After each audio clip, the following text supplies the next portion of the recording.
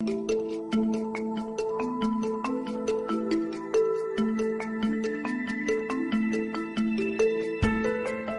book, Fractal Time, is about the year 2012. So many people are terrified, think the world is coming to an end. What do you say is going to happen in 2012? Well, the year 2012 has been implanted into the psyche of humankind for over 5,000 years. And there's a reason why that sense of something about to happen is so present with us today. And the reason is because 5,000 years ago, we completed a cycle. And by virtue of that completion, we began a new cycle that is now ending in our lifetime. And the truth is that no one knows precisely what it means to live through the end of one of these cycles because the conditions are forgotten from civilization to civilization. So much time elapses. So what I'd like to do is just begin with some of the facts. Our own science now is confirming many of the facts that have been handed down through our most cherished spiritual and ancient traditions.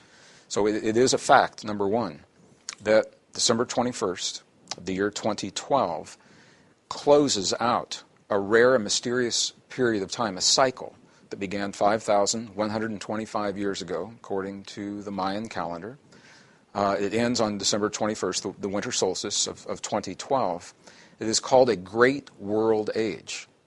It is a fact that when we look into the history of our civilizations and into the history of our planet, we can go back and see what happened when these cycles completed in the past. And they are generally accompanied by periods of catastrophic shifts, catastrophic change on the planet Earth. Physical changes in terms of the planet itself.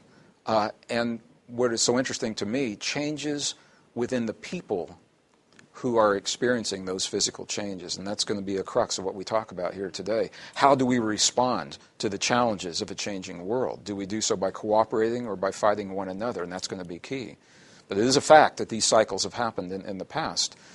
And it is a fact that we are, in fact, discovering now the same science that's telling us about the cycles is telling us that we are each born, from the moment we take our first breath, speaking the nonverbal language of the human heart that we now know is an electromagnetic field, a very powerful electromagnetic field that couples, it links and merges us with the greater magnetic field of the Earth.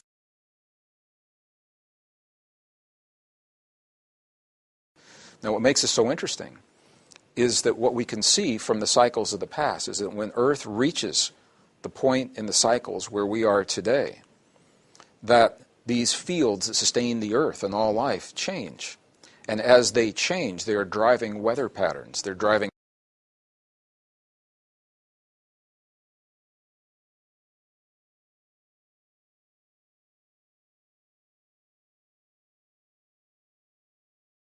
how much energy comes from the sun, how warm the atmosphere gets, how warm the oceans get. When the weather patterns change, and all of the things that we see as this radical change happening in our world today. As different as it is for us, when we look at the big picture, they do appear to be part of a greater cycle that's difficult to see unless we stand way back and look at the big picture.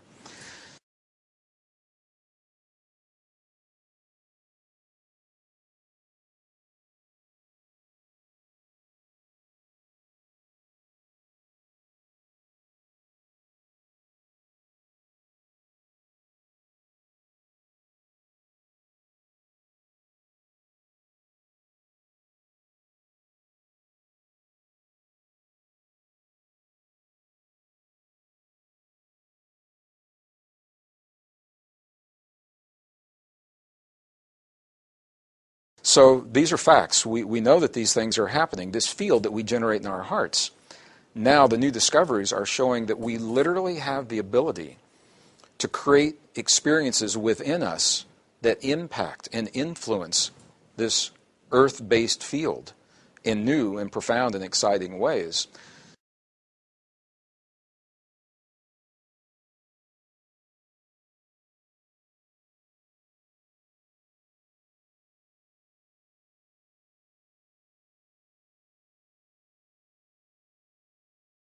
So as 6.2 plus billion people of the earth witness unprecedented changes in their world, and there is tension and stress they create that literally is a stress wave in the magnetic fields of the earth.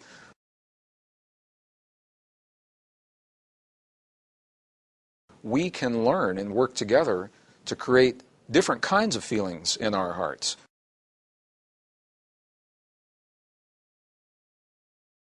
Feelings of peace and cooperation, gratitude, appreciation, forgiveness. And what our own science is showing us, and this is what sounds so amazing, is that when we do that as individuals, our collective experience literally sets up a wave of coherence, a peaceful wave that also communicates with this field of the earth. And in that way, we all have the opportunity to contribute in a very meaningful, positive, powerful way to how we experience the changes of the cycles.